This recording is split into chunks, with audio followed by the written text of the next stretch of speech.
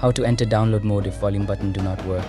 Okay, this method will work especially if your phone is not entering download mode by pressing both volume and using USB.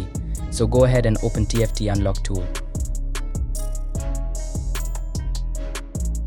Then you're going to click on the brand of your device, example Samsung, Apple, etc. Then search for the model of your device. Then I'm going to choose my model, which is A.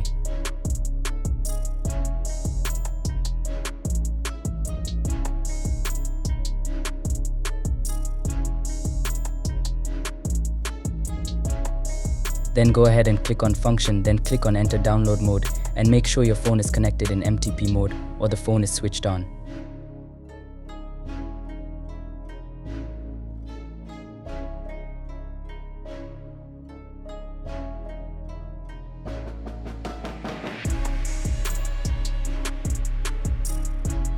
Now your phone would have successfully booted into download mode.